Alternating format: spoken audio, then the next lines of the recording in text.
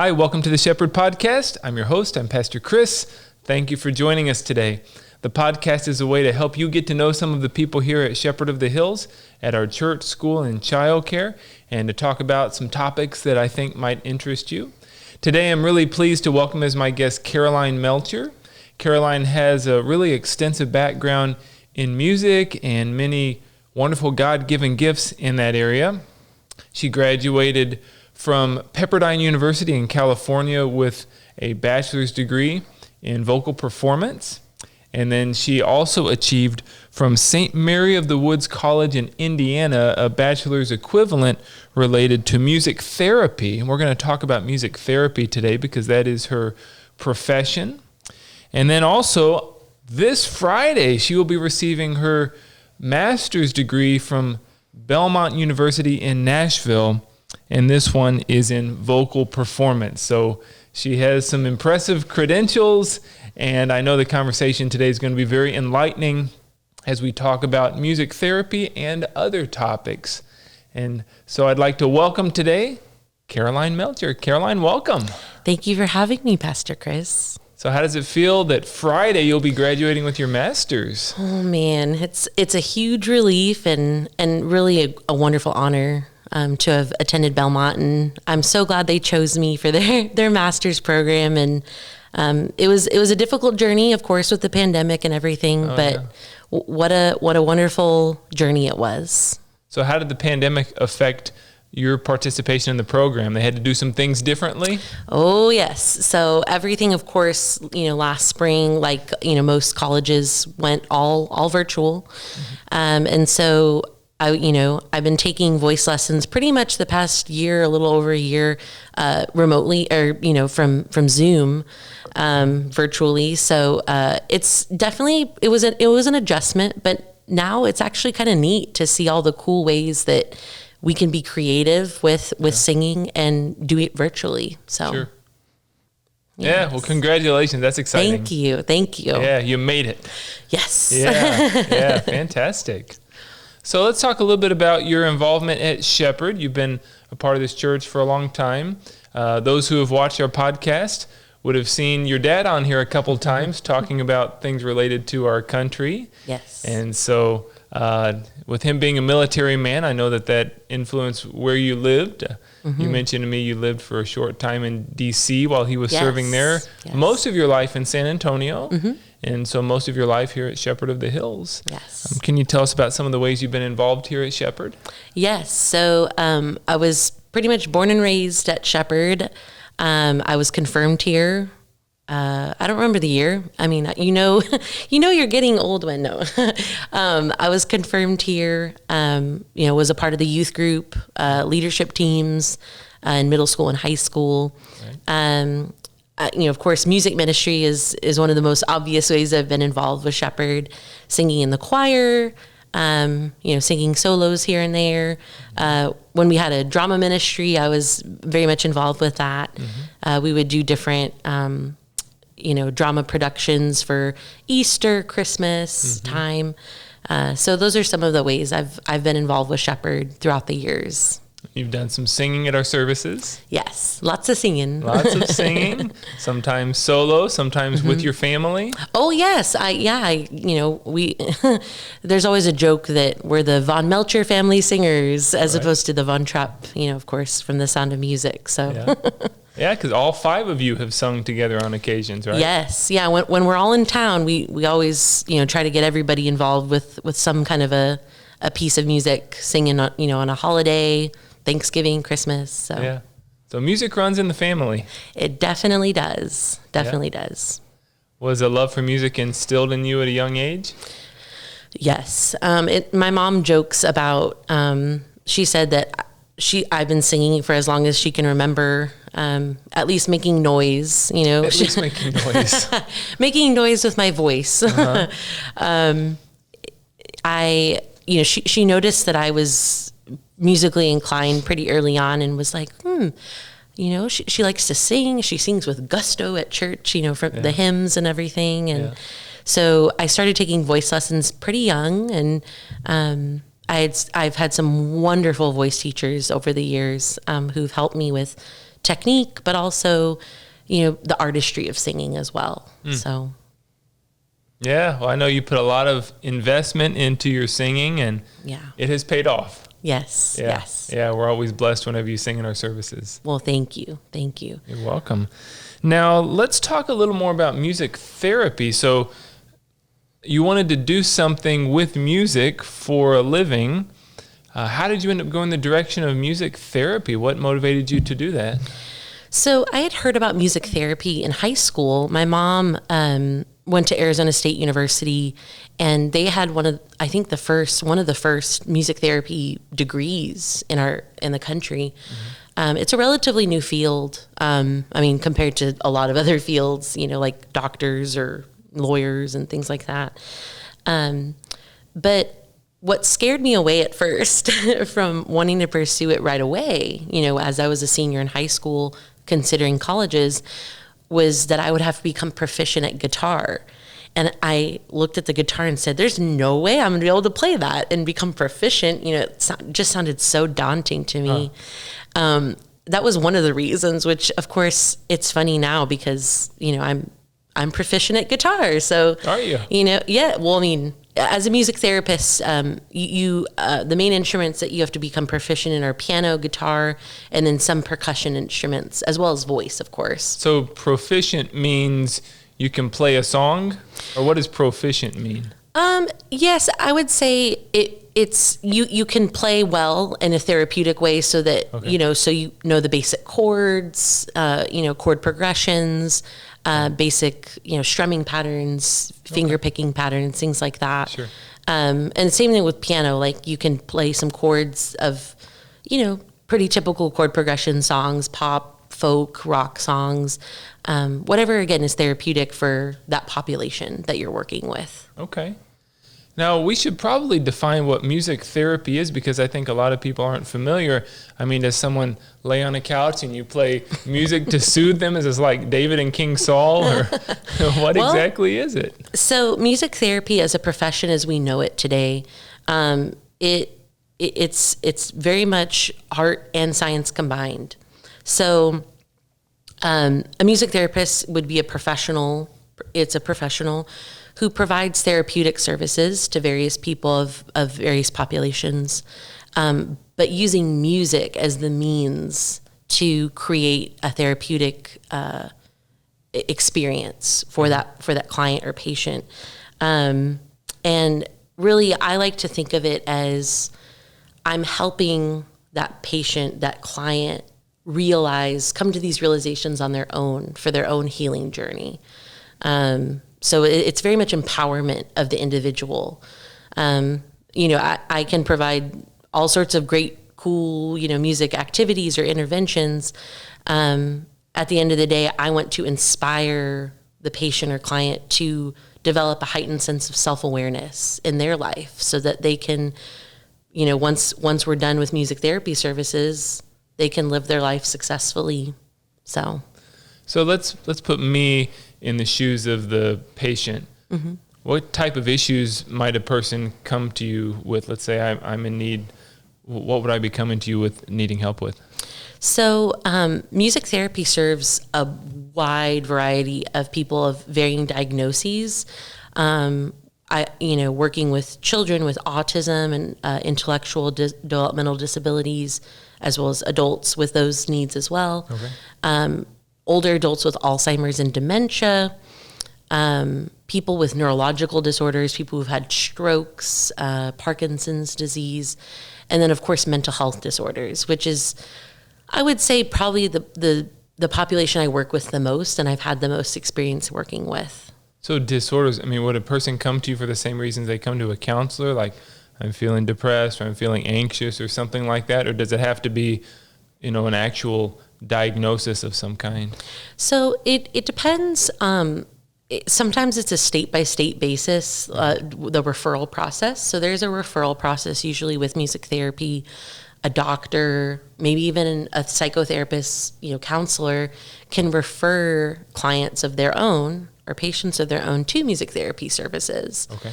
And so I guess I have kind of two jobs right now as a music therapist. I subcontract, and then I also work at a facility. So the subcontracting is with people with intellectual and developmental disabilities. And so, yeah, there are a lot of steps for the referral process, but usually I would say that there is a main diagnosis that comes with that, just to help us be able to tailor our goals and objectives for the individual, according to their specific needs. So can you give me an example of a sample session? What might happen? I mean, is it an hour, and what do you do during that time? So I guess I'll use mental health as an example. As you mentioned earlier, I have a very, very close-knit connection to the military, being from a military family, as well as that being one of my biggest passions is advocacy for military mental health. Very much a need, as a lot of people know. And, there's so much more we can do. And that's part of the reason why love to especially work with that population with music therapy is I get this one-on-one experience to see those specific needs. And then one day maybe, advocate on a government level, to help with that cause. Sure. But I would say, a typical music therapy session that I might do with active duty military, for example. I've done a wide variety of different activities, but usually they're about, 50 minutes to an hour long group session. Sometimes, usually I try to focus on just one specific goal for that group. So if it's a group of people who have PTSD from combat, I like to really dive in deep and I do a lyric analysis, it's called, where I bring in my guitar, I bring in, various songs that fit maybe a theme of some kind, such as self-awareness. So I'll bring in some songs that are, pretty well-known songs, pop, rock, folk, different genres, and I'll perform them live, and I'll give the patients the lyrics to them so they can follow along while I'm singing. And, they're welcome to sing along if they want, or they can just kind of actively listen. And then after each song, we kind of dissect the lyrics and we talk about how those lyrics might relate to their treatment and their journey. I've had a lot of amazing breakthrough moments with patients with that intervention specifically. Patients who maybe, were very tough and, yes, like I'm just gonna, very tough on the exterior, but eventually like they broke down and started crying, because they came to these realizations. And that's part of why I believe so strongly in the power of music therapy, is because I've seen people come to these amazing realizations on their own because of music. So can you give me an example of one of the songs you might use? Sure. So for my self-awareness lyric analysis intervention, I've used songs such as Shake It Out by Florence and the Machine. So it's kind of a, indie alternative song. Man in the Mirror by Michael Jackson. That tends to be a crowd favorite because most people have heard that song, and I always save it for last on that intervention, because I think it brings a lot of hope too, and it doesn't leave them kind of in this like really sad place. It's not a super sad song, it's more up tempo.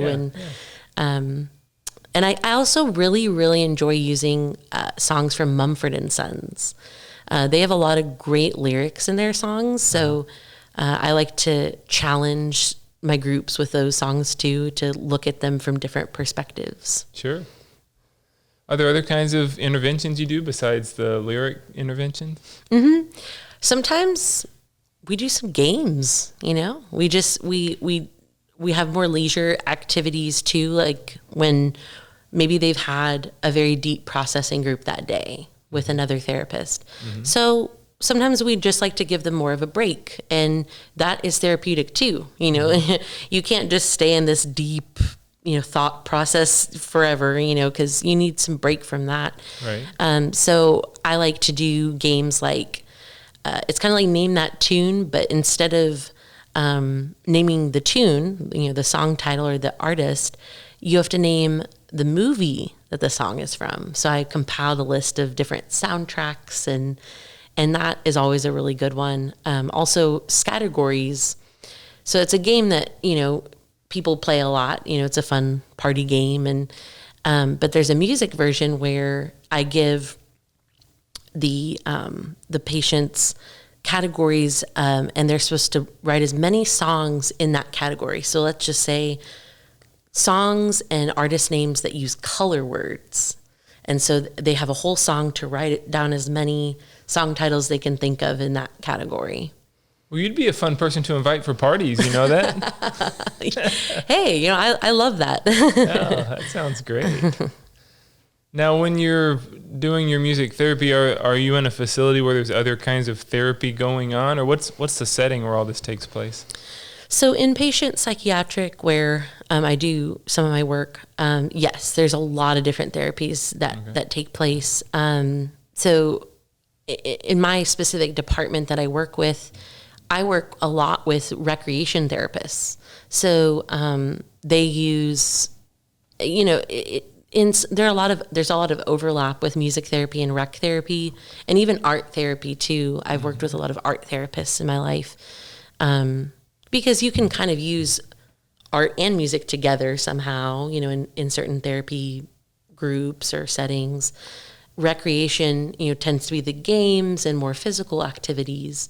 Yeah. And then of course you have the psychotherapists, the LPCs, which stands for licensed professional counselor, who provide them more talk therapy groups too. So. Mm-hmm. As we're talking about music therapy, an analogy came to mind for me as a preacher. They say that a preacher first has to preach to himself. So before I deliver a sermon that I hope is going to be effective for other people, it needs to be effective to me. It needs to speak to my own issues as well. How has music ministered to you personally? Are there some songs or some experiences you've had where you can say, hey, I can give my own testimony, how music has ministered to me? Absolutely. Yeah. So music, it is therapeutic. I mean, even setting aside the profession of music therapy, but also including the field of music therapy, the reason why it exists is because we know music is powerful, and we want to be able to open that up to people of all kinds of needs. Yeah.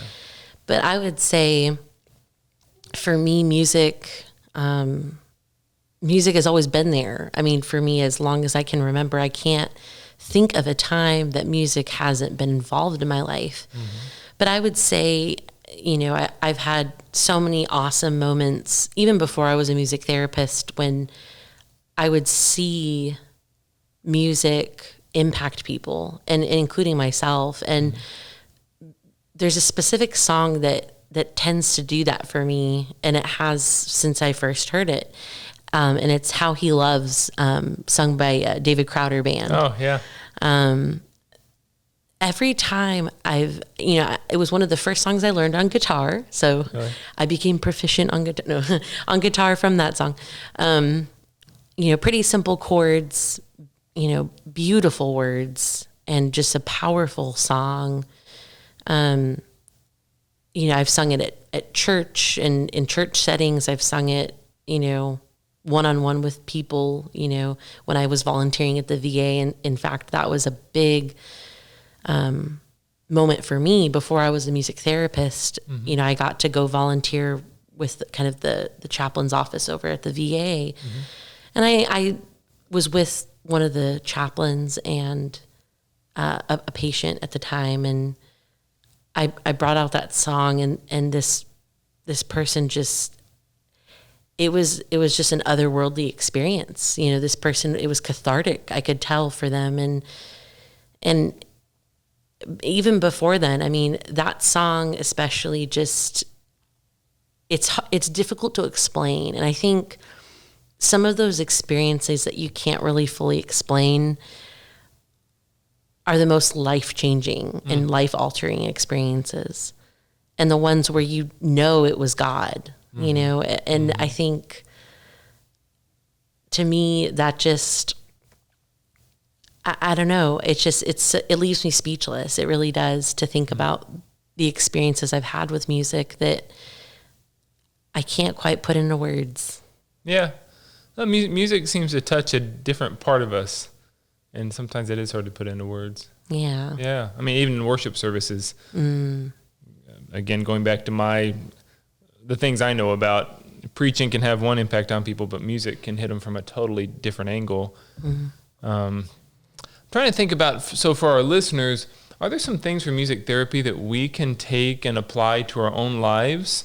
Can I do music therapy to myself? Are there some tools that we can use even if we're not sitting with a music therapist, but some things that are transferable to just, regular situations? Yeah. So, I would say, because music is a very powerful thing, force, if you will. Music can be a wonderful coping skill. We use that word a lot in psychiatric settings, and everybody has a toolbox. I always refer to it as the toolbox. But we have to have a toolbox. Every human, I think, needs a toolbox of different options for when you have a rainy day, or a stormy day, or even a sunny day. It's important to take care of yourself. And I mean, I've learned that, going back to the whole preaching to yourself situation, I mean, I'll be the first to admit that I go to therapy. I don't go to music therapy, but I think it's important for people to, especially people in a profession like music therapy who are helping others with their healing journey. It's important for me to be self-aware as well. Sure. With my needs as a person, because if I'm not taking care of myself, how am I supposed to take care of other people? But yeah, I think music can be applied therapeutically a lot. Music listening. Sometimes we're in the mood to just listen to some, really intense workout music or something to get us motivated to do something. Right. Yeah. Or maybe it's a rainy day and I just want to listen to some smooth jazz, which, I listen to smooth jazz all the time because it's just awesome. But to me, at least, music listening is a very powerful coping skill that people can use, just every day. I think there's a genre of music for every emotion we feel. And I think, some of these music games are also really cool too. I mean, when I teach patients those games at work, when I'm working, I encourage them to take it home with them, once they're discharged, because it's just another thing you can add to your toolbox. So yeah, I definitely think that music can be therapeutic beyond the session of music therapy. Well, it just makes me want to turn on the radio and get some calming vibes. I want to talk to you here at the end about your own faith and your own faith journey and how that's played into what you're doing now with music, but just the life of Caroline in general. How has your faith helped you throughout your life? So, I would say music has especially enriched my faith journey. And it's kind of, I would say, marked a lot of big points in my life with my faith too. So it's really neat to think about music in relation to my faith journey.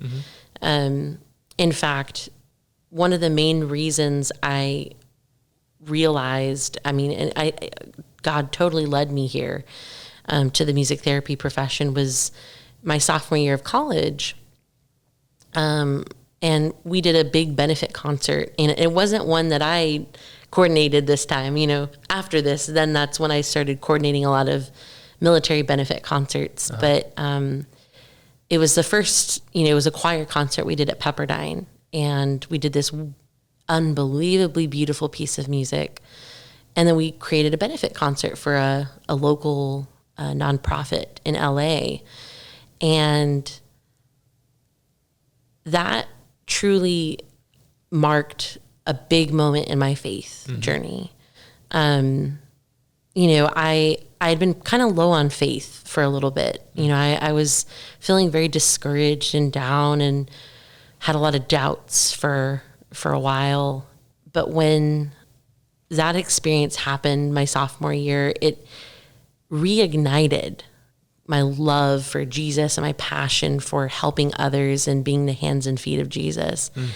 And it's just so interesting how it tied together not only music and faith, but my love for the military and my realization of the needs for people struggling with different mental health disorders in the military. And so that was probably one of the most pivotal experiences in my life so far, just because it involved so many different important things in my life. Sure. If people want to learn more about music therapy, or if they want to get connected with a music therapist, what would be a step that they would take? So there is a website, the AMTA, it's musictherapy.org. Okay. So you can find a lot of different resources.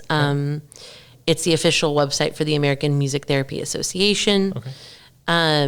You can find music therapists. You can find a lot of information about music therapy as different ways they serve, things that I've mentioned today, but even more so, different research that's been done, a lot of research, and there's still a lot of research that needs to still be done. And that's going to probably be something I'm going to look into, as I, again, establish myself more as a professional. But yes, you can find music therapists that way, as well as the certification board for music therapists.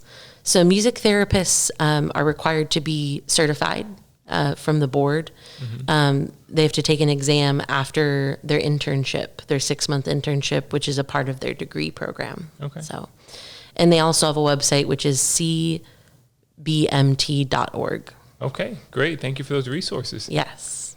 And thank you for the conversation. Oh, thank you. I'm just so blessed to be a music therapist, and I consider myself to have the best job in the world. How about that? Yeah. Well, it sounds like God put you right where he wanted you, gave you the specific gifts that were needed for the job, and he's going to use you to do great things in it. Yes. Yep. All glory be to him. Amen. Thank you so much for joining us for the Shepherd podcast today. I know you enjoyed hearing from Caroline and learning some things about what she does in music therapy. And if you're interested, I encourage you to check out some of the resources that were mentioned at the end. Please join us next time as we continue to bring you guests here at Shepherd of the Hills. And until then, the Lord's blessings to you. May he keep you healthy and safe and strong. The peace of the Lord be with you today.